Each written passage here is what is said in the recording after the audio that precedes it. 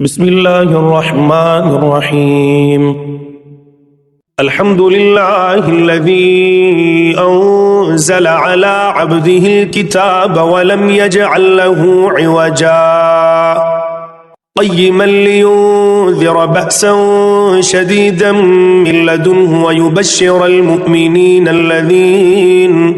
الذين يعملون الصالحات أن لهم أجرا حسنا ماكثين فيه أبدا وينذر الذين قالوا اتخذ الله ولدا ما لهم به من علم ولا لآبائهم كبرت كلمة تخرج من أفواههم إن يقولون إلا كذبا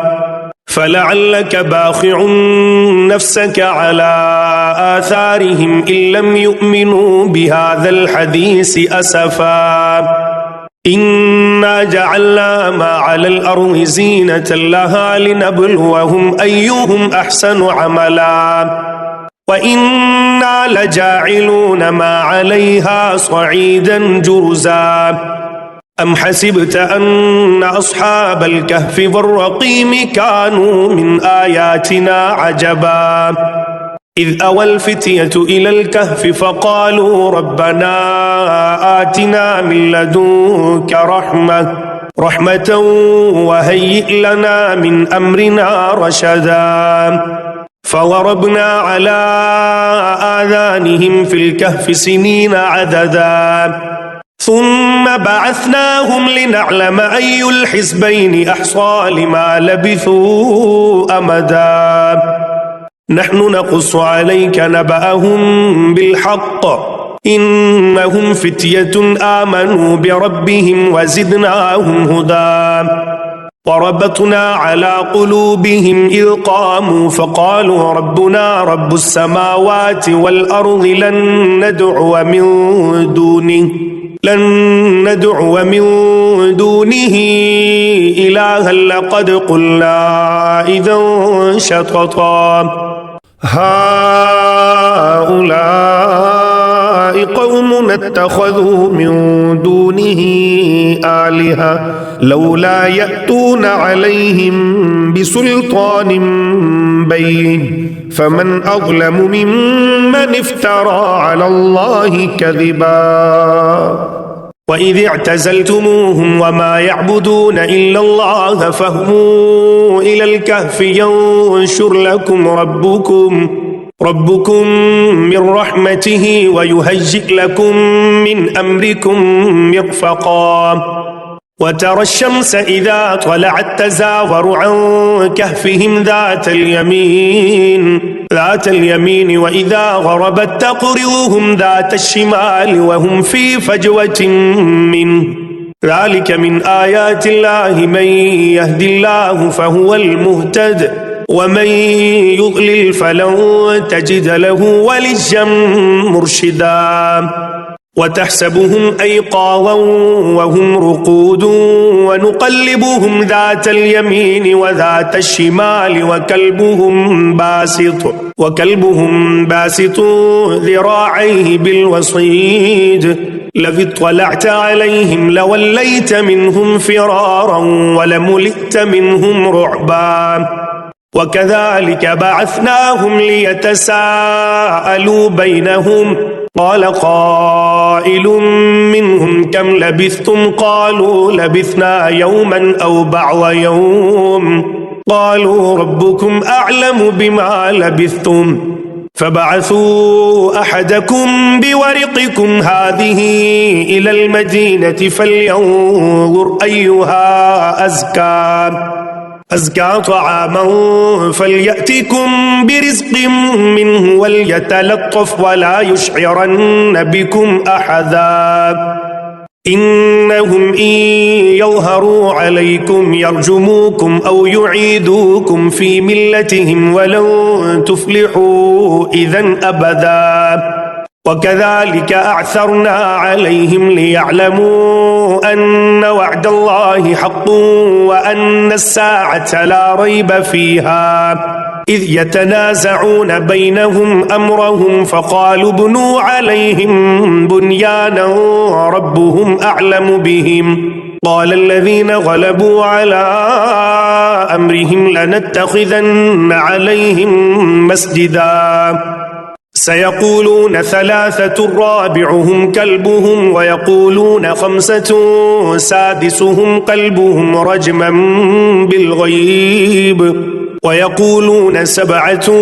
وثامنهم كلبهم قل ربي أعلم بعدتهم ما يعلمهم إلا قليل فلا تمار فيهم إلا مراء ظاهرا ولا تستفت فيهم منهم أحدا ولا تقولن لشيء إني فاعل ذلك غدا إلا أن يشاء الله واذكر ربك إذا نسيت وقل عسى أن يهديني ربي لأقرب من هذا رشدا ولبثوا في كهفهم 300 سنين وازدادوا 9 قل الله أعلم بما لبثوا له غيب السماوات والأرض أبصر به وأسمع ما لهم من دونه من ولي ولا يشرك في حكمه أحدا واتل ما أوحي إليك من كتاب ربك لا مبدل لكلماته ولن تجد من دونه ملتحدا واصبر نفسك مع الذين يدعون ربهم بالغداة والعشي يريدون وجهه ولا تعد عيناك عنهم تريد زينة الحياة الدنيا ولا تطع من أغفلنا قلبه عن ذكرنا واتبع هواه وكان أمره فرطا وقل الحق من ربكم فمن شاء فليؤمن ومن شاء فليكفر إنا أعتدنا للظالمين نارا أحاط بهم سرادقها وإن يستغيثوا يغاثوا بماء كالمهل يشوي الوجوه بئس الشراب وساءت مرتفقا إن الذين آمنوا وعملوا الصالحات إنا لا نضيع أجر من أحسن عملا أولئك لهم جنات عدن تجري من تحتهم الأنهار يحلون فيها من أسافر من ذهب ويلبسون ثيابا خضرا من سندس وإستبرق متكئين فيها على الأرائك نعم الثواب وحسنت مرتفقا واضرب لهم مثل الرجلين جعلنا لأحدهما جنتين من أعناب وحففناهما بنخل وجعلنا بينهما زرعا كلتا الجنتين آتت أكلها ولم تظلم منه شيئا وفجرنا خلالهما نهرا وكان له ثمر فقال لصاحبه وهو يحاوره أنا أكثر منك مالا وأعز نفرا ودخل جنته وهو ظالم لنفسه قال ما أظن أن تبيد هذه أبدا وما أظن الساعة قائمة ولئن رددت إلى ربي لأجدن خيرا منها منقلبا قال له صاحبه وهو يحاوره أكفرت بالذي خلقك من تراب ثم من نطفة ثم سواك رجلا لكن هو الله ربي ولا أشرك بربي أحدا ولولا إذ دخلت جنتك قلت ما شاء الله لا قوة إلا بالله لا قوة إلا بالله إن ترني أنا أقل منك مالا وولدا فعسى ربي أن يؤتيني خيرا من جنتك ويرسل عليها حسبانا من السماء فتصبح صعيدا زلقا أو يصبح ماؤها غورا فلن تستطيع له طلبا وأحيط بثمره فأصبح يقلب كفيه على ما أنفق فيها وهي خاوية على عروشها ويقول يا ليتني لم أشرك بربي أحدا ولم تكن له فئة ينصرونه من دون الله وما كان منتصرا هنالك الولاية لله الحق هو خير ثوابا وخير عقبا واضرب لهم مثل الحياة الدنيا كماء إن أنزلناه من السماء فاختلط به نبات الأرض فأصبح هشيما تذروه الرياح وكان الله على كل شيء مقتدرا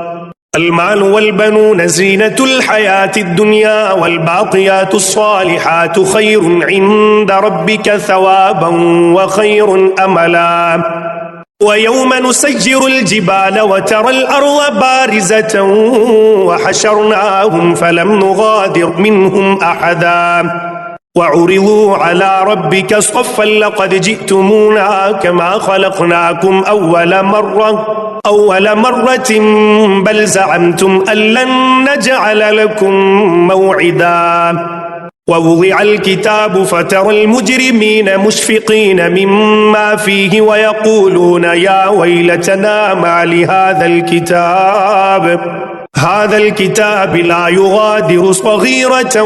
ولا كبيرة إلا أحصاها ووجدوا ما عملوا حاضرا ولا يظلم ربك أحدا وإذ قلنا للملائكة اسجدوا لآدم فسجدوا إلا إبليس كان من الجن ففسق عن أمر ربه أفتتخذونه وذريته أولياء من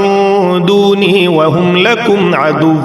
بئس للظالمين بدلا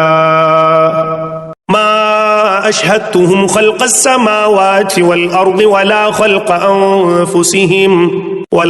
أنفسهم وما كنت متخذ المضلين عضدا ويوم يقول نادوا شركائي الذين زعمتم فدعوهم فلم يستجيبوا لهم وجعلنا بينهم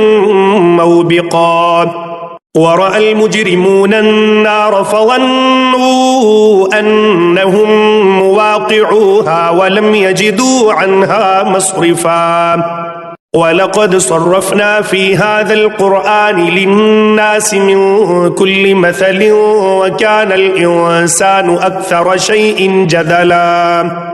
وما منع الناس أن يؤمنوا إذ جاءهم الهدى ويستغفروا ربهم إلا أن تأتيهم سنة الأولين أو يأتيهم العذاب قبلا وما نرسل المرسلين إلا مبشرين ومنذرين ويجادل الذين كفروا بالباطل ليدحضوا به الحق واتخذوا آياتي وما أنذروا هزوا ومن أظلم ممن ذكر بآيات ربه فأعرض عنها ونسي ما قدمت يداه إنا جعلنا على قلوبهم أكنة أن يفقهوه وفي آذانهم وقرا وإن تدعوهم إلى الهدى فلن يهتدوا إذا أبدا وربك الغفور ذو الرحمة لو يؤاخذهم بما كسبوا لعجل لهم العذاب بل لهم موعد لن يجدوا من دونه موئلا وتلك القرى أهلكناهم لما ظلموا وجعلنا لمهلكهم موعدا وإذ قال موسى لفتاه لا أبرح حتى أبلغ مجمع البحرين أو أمضي حقبا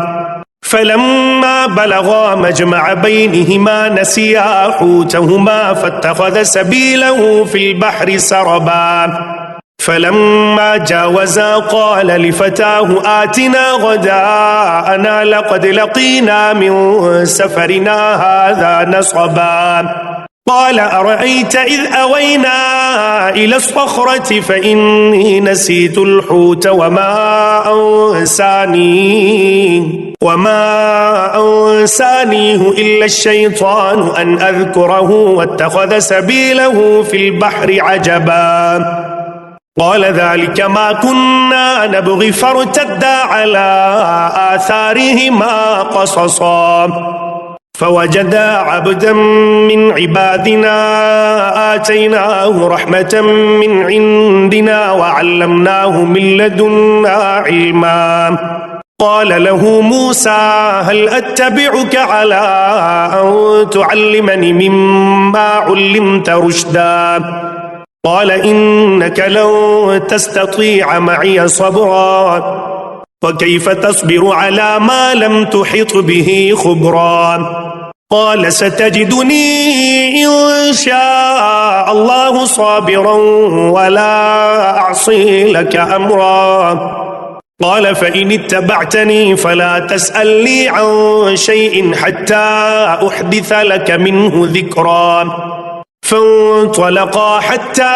إذا ركبا في السفينة خرقها قال أخرقتها لتغرق أهلها لقد جئت شيئا إمرا قال ألم أقل إنك لن تستطيع معي صبرا قال لا تؤاخذني بما نسيت ولا ترهقني من أمري عسرا فانطلقا حتى إذا لقيا غلاما فقتله قال أقتلت نفسا زكية بغير نفس لقد جئت شيئا نكرا قال ألم أقل لك إنك لن تستطيع معي صبرا قال إن سألتك عن شيء بعدها فلا تصاحبني قد بلغت من لدني عذرا فانطلقا حتى إذا أتيا أهل قرية استطعما أهلها فأبوا أن يضيفوهما فوجدا فيها جدارا يريد أن ينقض فأقامه قال لو شئت لاتخذت عليه أجرا قال هذا فراق بيني وبينك سأنبئك بتأويل ما لم تستطع عليه صبرا أما السفينة فكانت لمساكين يعملون في البحر فأردت أن أعيبها وكان وراءهم ملك يأخذ كل سفينة غصبا وأما الغلام فكان أبواه مؤمنين فخشينا أن يرهقهما طغيانا وكفرا فأردنا أن يبدلهما ربهما خيرا منه زكاة وأقرب رحما وأما الجدار فكان لغلامين يتيمين في المدينة وكان تحته كنز لهما وكان أبوهما صالحا فأراد ربك أن يبلغا أشدهما ويستخرجا كنزهما رحمة من ربك وما فعلته عن أمري ذلك تأويل ما لم تسطع عليه صبرا ويسألونك عن ذي القرنين قل سأتلو عليكم منه ذكرا إنا مكنا له في الأرض وآتيناه من كل شيء سببا فأتبع سببا حتى إذا بلغ مغرب الشمس وجدها تغرب في عين حمئة ووجد عندها قوما قلنا يا ذا القرنين إما أن تعذب وإما أن تتخذ فيهم حسنا قال أما من ظلم فسوف نعذبه ثم يرد إلى ربه فيعذبه عذابا نكرا وأما من آمن وعمل صالحا فله جزاء الحسنى وسنقول له من أمرنا يسرا ثم أتبع سببا حتى إذا بلغ مطلع الشمس وجدها تطلع على قوم لم نجعل لهم من دونها سترا كذلك وقد أحطنا بما لديه خبرا ثم أتبع سببا حتى إذا بلغ بين السدين وجد من دونهما قوما لا يكادون يفقهون قولا قالوا يا ذا القرنين إن يأجوج ومأجوج مفسدون في الأرض فهل نجعل لك خرجا على أن تجعل بيننا وبينهم سدا قال ما مكنني فيه ربي خير فأعينوني بقوة أجعل بينكم وبينهم ردما آتوني زبر الحديد حتى إذا ساوى بين الصدفين قال انفخوا حتى إذا جعله نارا قال آتوني أفرغ عليه قطرا فما استطاعوا أن يظهروه وما استطاعوا له نقبا قال هذا رحمة من ربي فإذا جاء وعد ربي جعله دكا وكان وعد ربي حقا وتركنا بعضهم يومئذ يموج في بعض ونفخ في الصور فجمعناهم جمعا وعرضنا جهنم يومئذ للكافرين عرضا الذين كانت أعينهم في غطاء عن ذكري وكانوا لا يستطيعون سمعا أفحسب الذين كفروا أن يتخذوا عبادي من دوني أولياء إنا أعتدنا جهنم للكافرين نزلا قل هل ننبئكم بالأخسرين أعمالا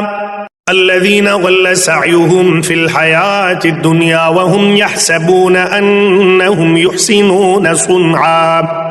أولئك الذين كفروا بآيات ربهم ولقائه فحبطت أعمالهم فلا نقيم لهم يوم القيامة وزنا ذلك جزاؤهم جهنم بما كفروا واتخذوا آياتي ورسلي هزوا إن الذين آمنوا وعملوا الصالحات كانت لهم جنات الفردوس نزلا خالدين فيها لا يبغون عنها حولا قل لو كان البحر مدادا لكلمات ربي لنفد البحر قبل أن تنفد كلمات ربي ولو جئنا بمثله مددا قل إنما أنا بشر مثلكم يوحى إلي أنما إلهكم إله واحد فمن كان يرجو لقاء ربه فليعمل عملا صالحا ولا يشرك بعبادة ربه أحدا.